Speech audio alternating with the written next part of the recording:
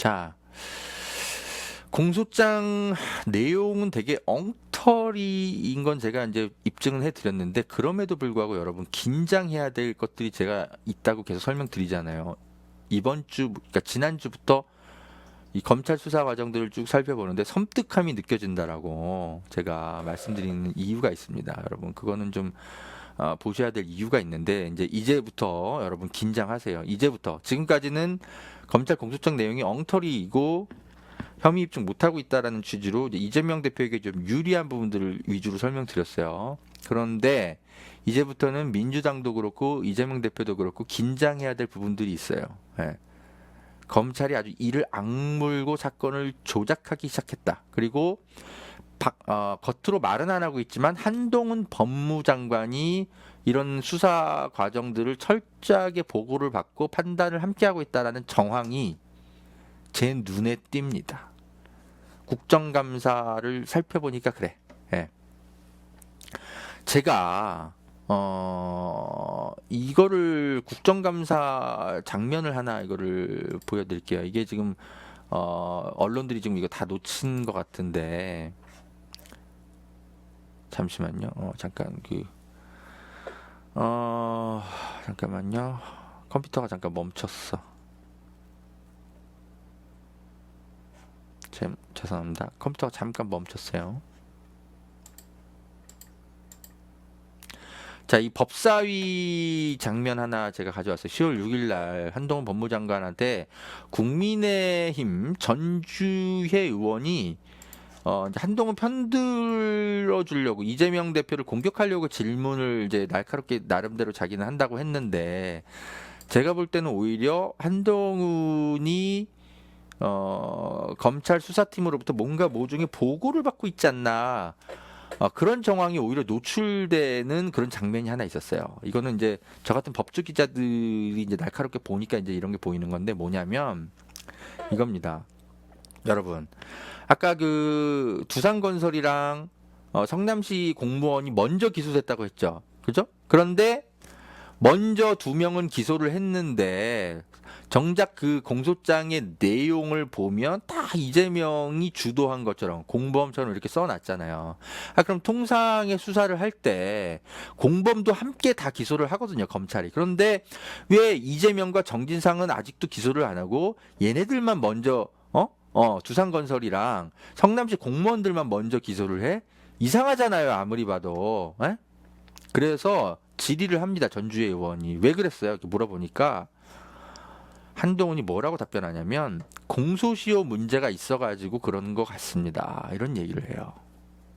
이게 왜 공소시효 얘기가 갑자기 튀어나오냐면, 이 2015년이잖아요. 이게 결정된 게, 두산이 성남시 성남 FC에다가 광고하기로 한 게 결정된 게 2015년이잖아요.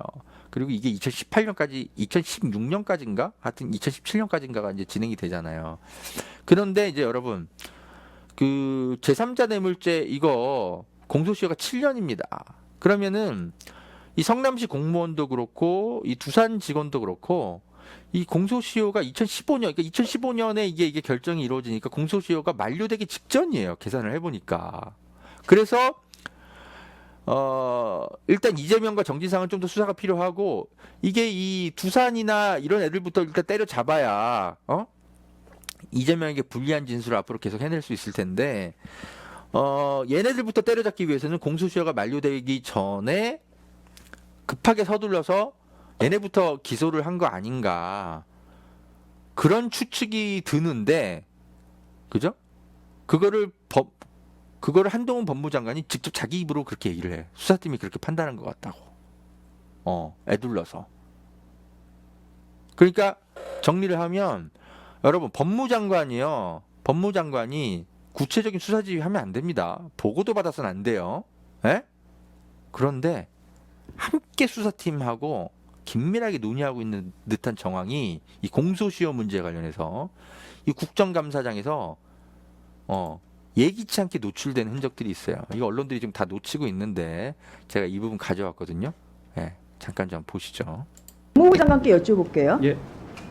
지난 9월 30일에 성남 FC 대해서 두산건설이 50억을 이제 후원한 것에 대해서 제3자 뇌물 이제 수수죄로 그렇게 기소가 됐다는 그런 언론 보도가 있습니다. 검찰이 기소한 걸로 알고 있습니다. 네, 그 언론 보도를 이제 따르면 아직 제가 이제 공소장은 받지는 못한 상태고요. 이재명 그 당시 시장, 현재는 이제 민주당 대표 이재명 당 대표와 정진상 실장이 공모한 것으로 그렇게 이제 공소장에 적시가 돼 있다고 해요. 그리고 공소장에는 이재명 대표 이름이 33번, 정진상 실장 이름이 17번이 지금 나온다고 합니다. 그 이 두 사람이 그 이재명 당대표와 정진상 실장이 지금 공범으로 그렇게 공소장이 적시되어 있다는 것은 비춰서 생각을 하면 이 두 사람도 기소 예정이라고 그렇게 봐도 무방하겠습니까? 검찰이 수사하고 있는 사안이기 때문에 검찰이 투명하고 객관적으로 공정하게 판단할 거라고 생각합니다. 네. 자, 일단 여기까지는 그죠? 예. 한동훈이 수사 과정을 보고받고 있거나 판단에 개입하고 있거나 그러진 않는 것처럼 보이죠. 이제부터 이제 들어보세요. 근데 여기서부터가 수상한 얘기를 이제 한동훈이 합니다. 네. 근데 저는 또 하나 이제 의문이 드는 게 이게 그 두 사람이 다 불구속 상태에서 기소가 됐거든요. 그러면은 보통은 이제 공범들끼리 같이 기소를 해요. 그런데 왜 이렇게 그 성남시 그 당시의 관계자와 두산건설 관계자만 기소를 하고 같이 기소하지 않은 그런 특별한 이유가 있었을까요? 제가 어차피 저 구체적인 사안에 대해 말씀드리기는 어렵습니다만 아마 여러 가지 뭐 공여자에 대한 시효라든가 뭐 이런 것들을 감안해서 뭐 그런 경우는 종종 있습니다만 이 경우가 그런지는 제가 잘 모르겠습니다. 네. 공소시효 얘기를 하잖아요. 공소시효. 그죠? 여기서 느낌이 쎄합니다. 예, 이거 촉이 좀 좋은 기자라면 이거 바로 알아차려야 돼요. 아, 이거 실제로 성남 FC 이 사건 관련해서 이게 2015년에 이 광고 책정이 됐기 때문에 2015년이면 그죠? 뇌물 공소시효가 7년이란 말이죠. 아, 그것 때문에 급하게 서두르고 있구나. 느낌이 바로 와야죠.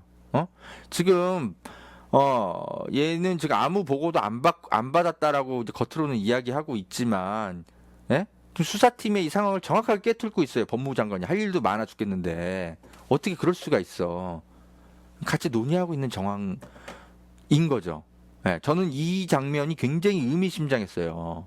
예, 언론 이런 부분들을 좀 분석을 못 하고 있는데.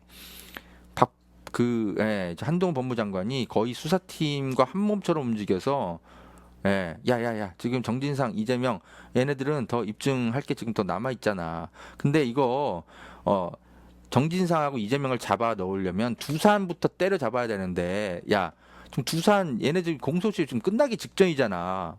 언제까지 이거 내버려 둘 거야? 일단 두산부터 일단 잡아 넣어. 공소시효 문제가 있잖아. 지금 그렇게 지금 한 거 아닌가 싶어요. 얘네부터 지금 때려잡은 거죠. 공소시효 문제 때문에. 전략이 읽히죠? 이거 대단히 의미심장했던 한 순간이었습니다. 이런 거 잘 봐야 돼. 제가 이날 목요일날 그 한동훈이 우리 더 탐사 후배 그 스토킹인지 뭔지 뭐 그런 식으로 몰아가지고 괴롭혀가지고 제가 이날 이제 한동훈 이제 항의 기자회견 뭐 하고 하느라고 이 목요일날 이 국감은 제가 그 현장 중계는 못 봤어요. 근데 이제 어제 제가 이제 이 국감에서 한동훈이 뭐라고 이 성남 FC 사건에 대해서 답변하는가 이렇게 쭉 보는데 뒤늦게 제가 이걸 발견을 한 거예요. 야 이거 이상하다. 어떻게 공소시효 이 부분을 어떻게 이렇게 꿰뚫고 있지? 한동훈 법무장관이 할 일도 많은 사람이 굉장히 이거 되게 디테일한 부분까지 지금 알고 있잖아요. 이거는 수사팀과 지금 뭔가 법무장관이 보고를 받고 있고 논의도 함께 하고 있는 정황입니다. 이거 대단히 중요한 어떤 하나의 장면이라서 제가 국정감사 이 장면 하나 가지고 왔고요. 그러니까 촉이 좋은 법조 기자들은 이런 것들을 다 찾아내야죠. 자, 굉장히 좀 느낌이 이때부터 제가 쎄하더라고요. 그래서 이제 살펴보기 시작한 겁니다. 이거 검찰이 이거 장난 아니구나. 예, 살펴본 게. 자, 여러분. 이 사건 기억하세요? 딱 1년 전에, 예, 어떤 그 사업가 한 명을 딱 잡아가지고, 별건 수사로 잡아서, 야, 난 네가 지금 뭐 도박인지 뭔지 뭐 도박 사이트 뭔지 운영한 거 솔직히 관심 별로 없어. 이재명에 대해서만 불어라고 협박했다라고 폭로한 이준석 전 코마트레이드 대표. 이 사람 인터뷰 기사 기억나세요? KBS가 딱 작년 이맘때 터뜨렸어요. 한 1년 전에. 예? 이 사람이 서울구치소에 수감 중이었어요. 무슨 다른 그 도박 사이트 운영했다는 혐의로 징역형을 선고받고 수감 중이었는데, 그러면은 이 사람은 이제 뭐 이제 그냥 수감돼서 그냥 끝난 거 아니야. 그런데 갑자기 검찰이 부르더니, 예? 예. 2017년 2월에 서울중앙지검 강력부의 호출을 받아가지고 강력부의 김아무개 검사가 이재명에 대해서 좀 부르세요. 성남 유력 인사들과 친하다던데, 편하게 얘기 좀 해주세요. 누구 얘기하시는 거예요, 유명 인사가? 다 하시면서 SNS 자주 하시고 축구 좋아하시는 그분.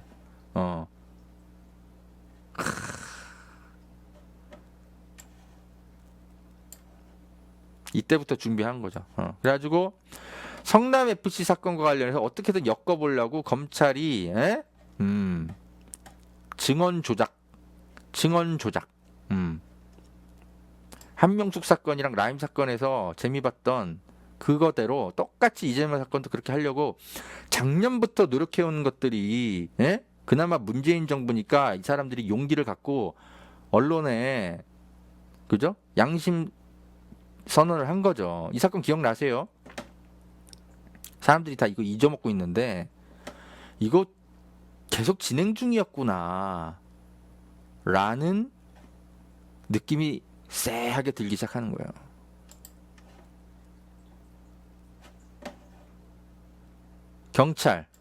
경찰이 국정감사 때 이번에 이런 얘기한 거 여러분 아세요?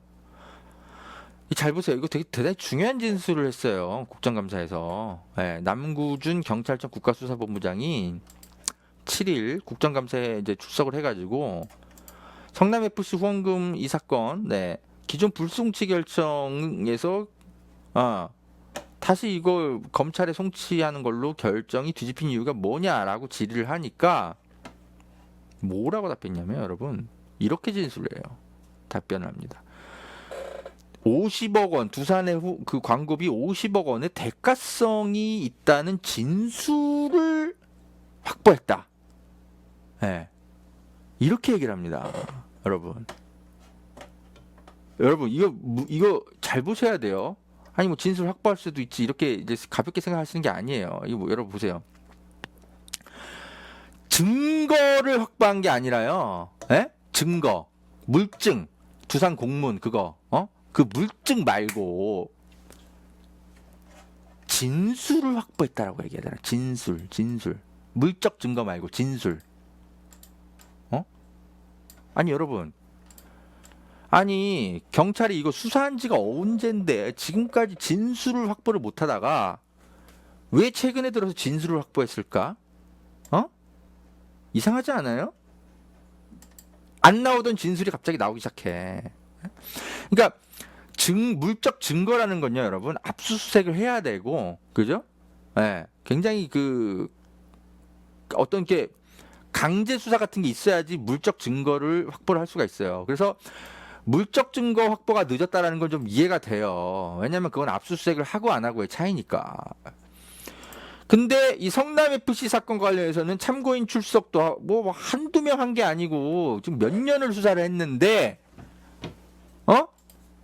그 진술을 이제서야 확보해. 이거 뭘 의미한다고 보세요, 여러분? 이 사건 떠올려야 되는 겁니다, 여러분. 안 나오던 진술이 최근에서야 확보가 된 거야. 어떻게 가능했을까? 느낌이 쎄하지 않습니까? 제3의 별건의 인물을 불러다가 조진 거죠. 정권 바뀌었어. 야, 너 사업 계속 해야 될 거 아니야. 야, 너가 무슨 뭐 탈세를 했는지 뭐 도박을 뭐 했는지 뭐 우리 이제 더 이상 관심 없어요. 그 축구 잘하시는 분에 대해서 한마디만 하시지. 정권 바뀌었어요. 윤석열 정부 5년 남았어. 판단 잘하세요. 어? 어. 이런 일이 벌어진 거 아닌가.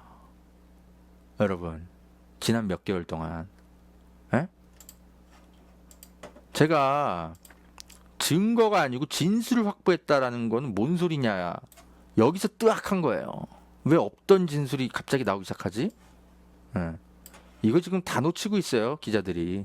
예. 그냥 진술을 확보했다. 그러고 그냥 넘어간 거야. 여러분, 이거 무시무시한 지금 답변이 나온 거예요. 예, 당연히 추측이죠, 하정우님. 제가 이걸 어떻게 알아요? 검찰에 조작 수사가 있었는지.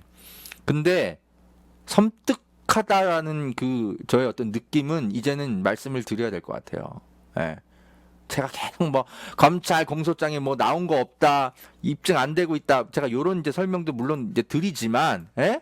예. 검찰 공소장 내용만 보면 안심해도 될 수준은 맞는데 그렇다고 해서 안심만 하고 있으면 안 된다라는 거예요. 예? 없던 진술이 나오기 시작했어. 근데 이게 제대로 된 진술이라고 보세요? 그럴 수도 있지만 우리 사회가 검찰이 조작 진술도 받아내잖아. 에? 어디 뭐 한두 번이어야죠. 그래서 긴장해야 된다는 거예요.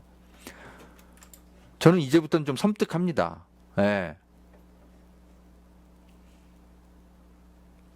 지금까지는 이 공문 하나밖에 없었어, 물적 증거가. 근데 없던 진술이 나오기 시작했다라니까.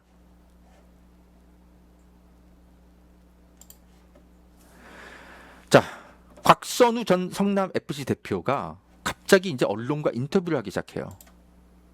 2022년 9월 7일 이 인터뷰 여러분 기억나세요? JTBC. 민원 해결해주면서 후원금 받은 거다. 어? 뭐야 이거 이 사람? 아니 심지어 전 성남 FC 대표가 이런 얘기를 하네. 아니 성남 FC에 있었던 사람인데 왜 이재명을 공격하기 시작하지? 지금까지 침묵하고 있다가 경찰이 이 사건 몇 년 전부터 수사한 거 아니에요. 지금까지 조용히 있다가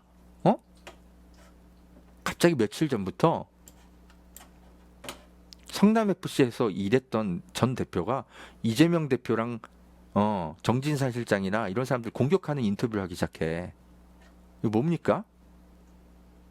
섬뜩하지 않아요? 이 사람이 이제 2015년 1월부터인가 한 1년간 1, 2년간 성남 FC 대표를 합니다. 이 사람이 실제로 했던 사람인데 지금까지 조용히 있다가 갑자기 인터뷰를 시작해. 시장님께서 정진산 실장을 실질적인 구단주로 생각하고 이 사람이랑 상의해서 진행하라니까 저는 당연히 그 시장님의 대리인이라고 생각한 거죠. 검찰의 지금 공소장 논리랑 대단히 비슷하지 않습니까? 또 보세요. 과연 누가 했느냐 후원금 유치. 후원금이 아니고 광고비입니다. 광고비를 과연 누가 유치를 했느냐, 광고 영업을 누가 했느냐. 정진상 실장이 다 주도해서 한 거죠. 그리고 제가 실질적으로 나중에 한번 물어봤어요. 그거 이 많은 후원금이 아니고 광고비입니다. 광고비를 도대체 어떻게 이렇게 광고 유치를 한 거냐. 정진상 실장한테 물어봤어요. 다 그런 게 있어요. 라고 말했다는 거야. 굉장히 진술이 구체성이 떨어지죠. 이게 뭐야? 다 그런 게 있어요라니. 이게 어떻게 뇌물의 정황이야? 그냥 열심히 했다라는 거 아니야? 그냥 정 전 실장이. 저 진짜 열심히 노력했고요. 좀 알아주셨으면 좋겠어요. 뭐 이렇게 얘기를 해도 되지만 정진상 씨가 그냥 겸손하게 다 그런 게 있어요. 라고 얘기했을 수도 있는 거 아니에요? 근데 이거를 단정적으로 이거 뇌물 받은 것 같아요. 그거 주도적으로 한 게 남자 최순실, 정진상 실장, 그런 프레임으로 지금 만들어가지고 언론과 인터뷰를 하기 시작한 거야. 이 정진상 실장이 지금 다 주도했다라고 하잖아. 이게 지금 딱 프레임이 그거잖아요. 박근혜 국정농단 사건 때 최순실의 역할을 정진상이 한 것처럼 그렇게 만들어가는 거 아니야. 이게 무슨 안종범 수첩에 뭔가 대단한 그 디테일한 내용이 다 기록돼 있어서 제3자 뇌물죄가 입증이 됐는데 지금 정진상 실장의 역할은 입증된 게 없어. 그냥 다 그런 게 있어요. 한마디 한 게 다야. 참고인이. 이게 비교 불가능할 정도로 박근혜 사건이랑 비교 불가능할 정도로 되게 허술한 증언이죠. 그런데 이 곽선우 씨의 이 허술한 증언조차도 너무 허술하니까 내용이 없잖아. 그런데 갑자기 JTBC에 인터뷰를 하기 시작합니다. 이 사람 조사를 최근에 받은 것도 아니에요. 왜 그럴까? 이상하지 않아요? 수원지검 성남지청은 지난 24일 곽 전 대표를 참고인으로 불러 10시간 넘게 조사했다. 이 사람 처음 불려간 거 아니에요. 예. 경찰 수사를 언제부터 했는데. 그리고 JTBC는 이 사람이 24일 날 불려갔는데 검찰에 인터뷰를 언제 해? 27일 날에. 보통 검찰에 이렇게 불려간 사람들은요. 최소한 일주일간 정신 못 차리고 있습니다. 10시간이나 조사받으면서 시달렸는데 불과 하루 이틀 만에 정신 차리고 JTBC랑 인터뷰를 시작합니다. 이런 참고인 별로 없어요. 사업하는 사람들은. 이거 인터뷰 누가 주선했겠어? 당연히 검찰이죠. JTBC 기자 불러다 놓고 이가희 기자, 곽선우 씨가 얼마 전에 우리 뭐 출석하고 간 거 알고 있어? 몰랐어? 한번 연락 한번 해봐. 기뜸해 준 거죠. 그러니까 곽선우 씨는 기다렸다는 듯이 연락 올 줄 알고 있었습니다. 인터뷰 하시죠. 그리고 인터뷰한 거죠. 기자들은 이거 스토리트 금방 압니다. 이거 딱 보면 알아. 24일 날 10시간 넘게 불려가서 조사를 받는 사람이 어떻게 하루 이틀 만에 정신 차리고 JTBC가 연락을 하자마자 인터뷰를 시작하냐고. 이건 사전에 다 플랜이 탁탁탁탁탁 짜여져 있지 않으면 이런 일은 벌어질 수가 없어요. 인터뷰 따기 되게 어렵습니다, 여러분. 왜냐하면 이렇게 정치적으로 민감한 사건 같은 경우는 참고인도 그렇고 피의자는 더더군다나 그렇고 이 사람들 사업해야 되는 사람들이니까 이런 데 휘말리는 거 되게 싫어해요. 생각해 보겠습니다 하고 문자 정도 주고받고 인터뷰 허락받는데 최소 한 달 걸려요. 근데 더더군다나 이 사람 성남FC 전 대표가 성남FC에 피해주는 인터뷰를 검찰에 불려간 지 이틀 만에 정신 차려가지고 JTBC랑 만나서 성남FC에 피해주는 인터뷰를 막 하고 있어. 이게 어떻게 가능하겠어요, 여러분? 이런 게 어떻게 가능하겠냐고.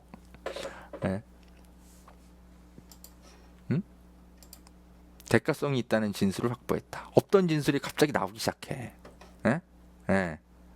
그렇게 몇 년간 수사를 했는데도 이런 진술 하나를 못 얻어냈던 경찰이 이 사건 떠오르지 않습니까? 이거 떠올려야 돼요, 여러분. 검찰이 잘하는 게 이런 거예요. 민주당 정신 차려. 지금 이재명 대표가 변호사 한 두세 명 고용해가지고 재판 준비하고 그거는 재판에서 그냥 싸우면 되는 거고요. 별건 수사로 이 관련 없는 사람을 압박해가지고 증언을 조작해내서 플리바게닝 협상을 하고 이런 거는요. 이거는 검찰 직권남용 범죄입니다. 이거 감시는 이재명의 변호인들이 하는 게 아니에요. 정치권이 해야 되는 거예요. 민주당 정신 차려. 이런 지금 하나하나 지금 검찰이 지금 뒤에서 무슨 짓 하고 있는지 지금 단서들이 지금 나오고 있잖아. 뭐 하고 있어요, 민주당? 정신 차리세요. 긴장하셔야 돼요. 즉 어마무시한 음모가 지금 뒤에서 차곡차곡 벌어지고 있는 흔적들이 제 눈에는 보이는데 안 보이세요? 전 섬뜩했어요. 이 사람 국정감사 발언, 이 사람 인터뷰, 불과 1년 전에 이런 사건, 섬뜩하지 않습니까, 여러분? 섬뜩해야 돼요. 그래서 지금 JTBC 기자가 이제 이 사람 인터뷰를 한 다음에 또 막 뭐 추가 뭐 이제 뭐 취재를 한 것처럼 해가지고 FC 문건에는 시 연계 수입이 있었다는 등 어쩌고저쩌고 막 보도를 하죠, 막. 이게 지금 저 사람이 이제 이 곽선우 씨가 JTBC 기자한테 막 자료를 주고 있는 거죠. 이거는 검찰시 연계 수입이란 항목은요, 사실은 이거 성남시가 노력을 해가지고 광고비 따낸 거란 항목인 겁니다. 예, 이재명 대표 공격할 수 있는 근거예요. 성남FC 전 대표가 오히려 검찰 쪽에 붙어가지고 이재명 대표를 공격하고 있어요.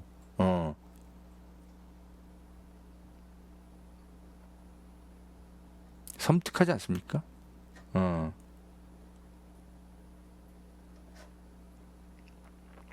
보세요. 정진상 실장을 비롯해서 과거 함께 성남FC에서 일한 이들에겐 미안한 마음이 들지만, 예? 예. 그래서 이런 얘기를 하면 안 되는 사람이야, 이 사람은. 그런데 갑자기 법의 심판을 받으세요 하고 나서기 시작했어요. 도대체 중간에 무슨 일이 있었던 거야?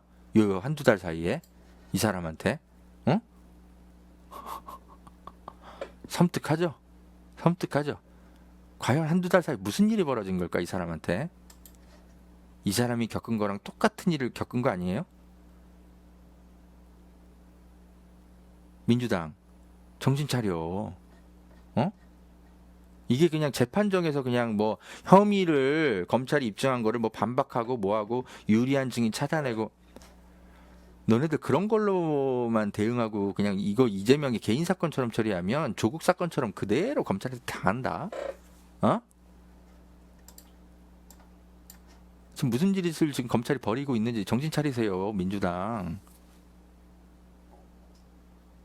왜 이렇게 촉이 떨어져? 기민해야 될 거 아니에요. 한두 번 당해? 섬뜩하죠, 여러분? 저는 소름이 돋기 시작했어요. 예. 이거 보고.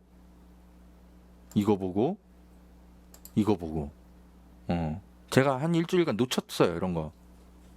저도 바빠가지고. 이 곽선우 씨? 좀 뭐하는 사람인가? 아니, 뭐하는 사람인데 도대체 저는 무슨 어디에 약점이 잡히기 좋은 사람인가?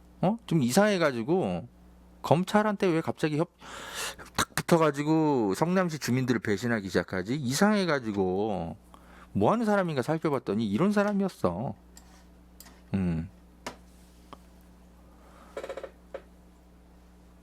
2016년 1월달 기사예요. 이 사람 국민의당 들어갔더만. 이거 끝나자마자, 성남FC 이거 끝나자마자. 그러니까 이때부터 민주당과 이제 그죠? 불편한 관계가 된 사람인 거죠.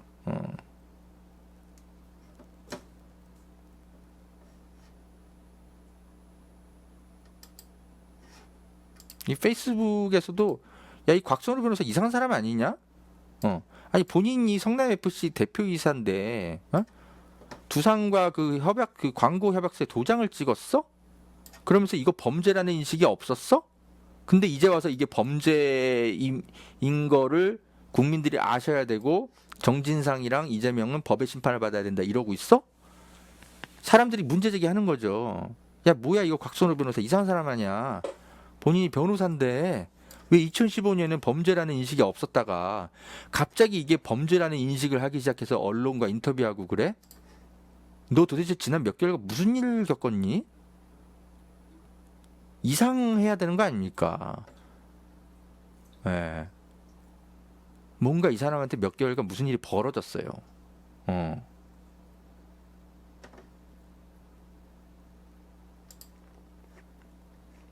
정신 차려야 됩니다. 민주당, 예. 지금 똑같은 일 벌어지고 있는 거예요. 이 한명숙 사건이랑 라임 사건이랑 이거 잘하던 애가 지금 얘잖아. 어미준, 김영일,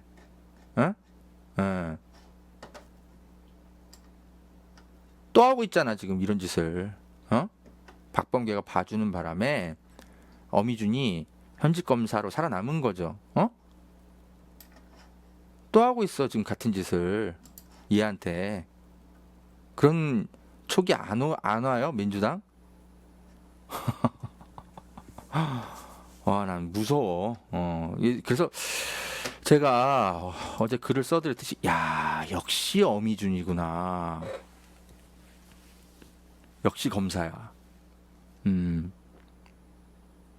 역시 경찰들보다 이 조작의 수준이 높아.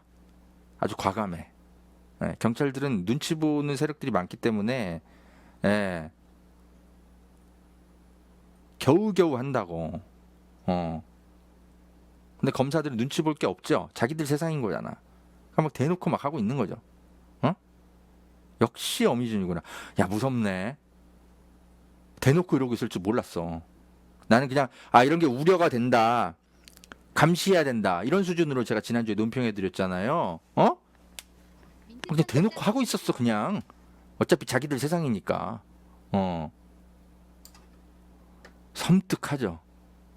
무슨 일이 벌어졌어? 지난 몇 개월 사이에 이 사람한테. 예.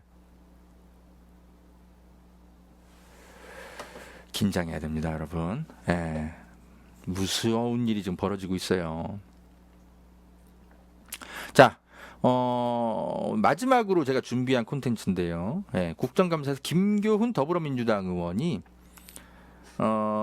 이게 왜 성남 FC만 이렇게 자꾸 색안경을 끼고 바라보냐. 인천도 그렇고, 부산도 그렇고, 그 당시 지자체들이 열심히 노력을 해가지고 시민축구단 기업들한테 후원 받아서 열심히 운영을 했다.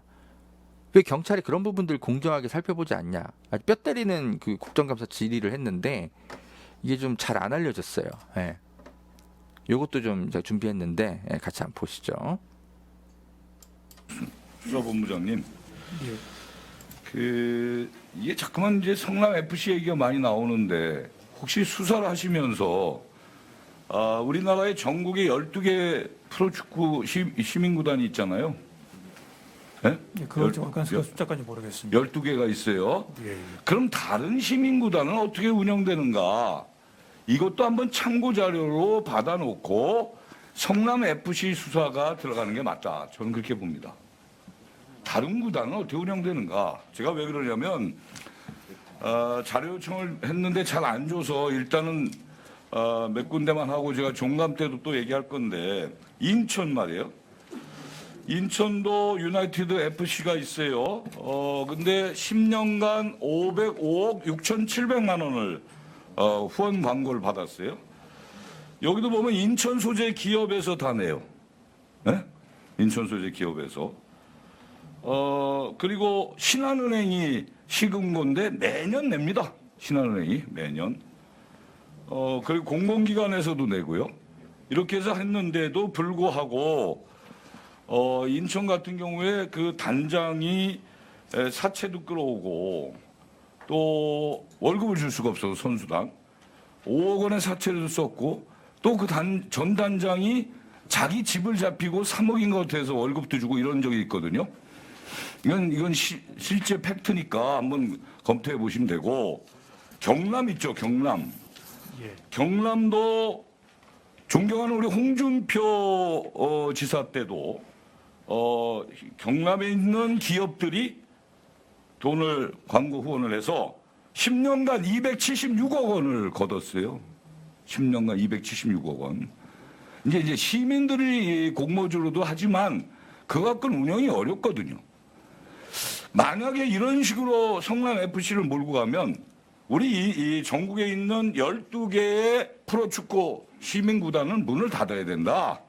전 그렇게 얘기를 해요. 그리고 그런 특수한 것을 조사할 때는 다른 구단은 어떻게 운영되는가를 국수본에서 먼저 참고 자료를 받고 해야죠. 그리고 용도 변경 자꾸만 얘기하는데 이게 지구 단위 계획을 하게 돼 있고 도시계획심의위원회에서 해요. 그럼 아까 제가 지적했던 양평 공동은 임야와 불법 농지를 가지고 아파트를 짓게 만든 거예요. 350세대를. 그래서 저희가 추산한 것만 127억 원 정도를 순수익을 봤다. 이렇게 추산을 하는 거예요. 그럼 이거 무조건 가는 거지. 이렇게 되면. 그런 시각대로 본다면. 예? 그러니까 우리 국수본부장님은 다각도로 검토를 해보라고. 그리고 나서 그거를 이 성남 FC도 들여다봐야지. 이게 자꾸만 뭐 여기서 얘기한다고 해서 그냥 그걸로 집중적으로 가지 말아달라. 좀 그런 말씀을 드리고 우리 이제 형제복지원 자,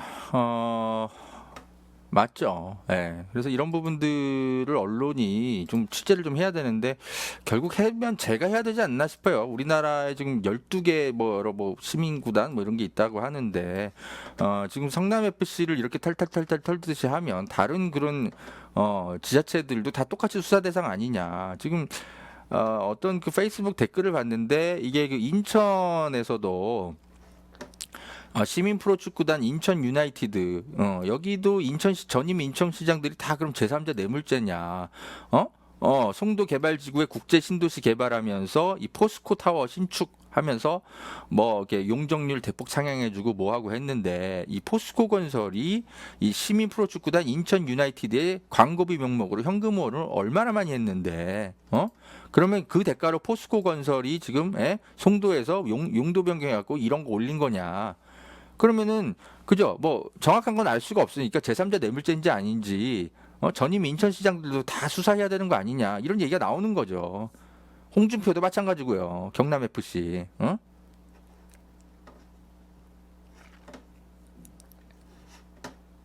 그렇죠. 자, 아무튼 이 다른 지자체들이 어떻게 이제 뭐 운영을 했는지에 대해서는 좀 저도 시간을 내서 좀 기획 기사를 좀 써야 될 것 같아요. 어떻게 이걸 제3자 뇌물죄로 볼 수 있는지. 그럼 똑같은 논리대로라면 다른 지자체장들도 다 수사 대상이 돼야 되는 거 아닙니까? 자, 이번 취재는 아무튼 고일석 기자랑 제가 함께 같이 취재를 이런 것들 다 해서 오늘 방송을 드리고 있는 거고 그런 점 말씀을 드리고요. 자, 여러분 제가 오늘 방송 좀 길었죠? 제가 어제부터 이 내용들 다 검토하고 하느라고 얼마나 그 피곤하게 보냈을지 대충 좀 느낌이 오지 않으십니까? 네, 그래서 오늘 제가 방송 시작 전부터 이미 지쳐가지고 그래서 하품하고 막 한숨 쉬고 막 그랬던 겁니다. 대단히 내용이 방대해요. 근데 이게 일주일 사이에 이렇게 방대한 내용들이 쏟아지는데 어느 기자 한두 명이라도 좀 정신 똑바로 차리고 이 검찰과 경찰이 이재명 대표를 향해 벌이고 있는 이 전방위적인 수사에 대해서 객관적으로 파악하고 이 공소장 내용들이 과장해서 전달되고 있지는 않은지 이런 것들을 좀 해야 되는데 결국 누가 하겠습니까? 저 같은 기자가 해야죠. 근데 아무튼 저도 이제 다른 취재가 워낙 많고 시달리고 있는 일들도 많고 그래서 좀 늦었어요. 이번 그 이슈는. 그래서 좀 뒤늦게 좀 살펴봤는데 이런 어마무시한 일들이 일주일 사이에 언론을 비롯해서 검찰, 경찰이 이런 일들을 벌이고 있었다는 것을 제가 파악을 하고 어제부터 오늘까지 뭐 굉장히 섬뜩한 기분으로 보냈습니다. 이거 정신 바짝 차리고 있지 않으면 이 조국 사건 때처럼 그대로 검찰한테 당하겠구나. 이제 좀 긴장해야 될 것 같습니다, 여러분. 제가 뭐 두 가지 말씀드렸어요. 공소장 막상 분석을 해봤더니 이재명의 형의 입증 제대로 못하고 있다. 그러나 그렇다고 해서 안심하고 있을 거냐? 아니다. 재판에서 중요하게 검찰이 참고인으로 내세울 사람들을 지난 한 1, 2개월 동안 어떻게 지금 압박을 했는지 모르겠지만 숨어있던 사람들이 갑자기 튀어나오기 시작해서 전에 하지 않던 얘기들을 하기 시작했다. 뭔가 이상하다. 그 이상한 일 잘하던 검사가 누구? 어미중 검사. 한동훈의 최측근. 한동훈은 수사팀의 내용을 뭔가 그죠? 공소시효 어쩌고저쩌고 이야기하면서 꿰뚫고 있다. 예, 법무장관이 그 할 일 많은데 법무장관이 수사지휘하거나 수사보고를 그렇게 개별적으로 받으면 법 위반입니다, 여러분. 검찰공무원법 위반이에요. 검찰법 위반입니다. 여러분, 보험 어떻게들 가입하셨나요? 보통 아는 분들 통해서 묻지마 가입 많이들 하시죠? 저도 그렇습니다. 그러다 보니까 내게 꼭 필요한 보장들은 포함됐는지, 지금 내가 내는 보험료는 적당한지 모르는 경우가 태반이죠. 이런 분들을 위해 전문 보험 클리닉 업체 더 착한 보험 클리닉을 소개해 드립니다. 허재현 기자를 후원하시는 분들이 모여 있는 곳이니까 객관적이고 착한 상담 해주는 업체 같아요. 상담 받으실 때 허재현 기자 방송 보고 연락합니다 하고 말해보세요. 업체에는 제가 말해놓겠습니다. 이 광고는 허재현 TV 유튜브 방송 수익 구조 개선을 위해 마련되었습니다. 고맙습니다.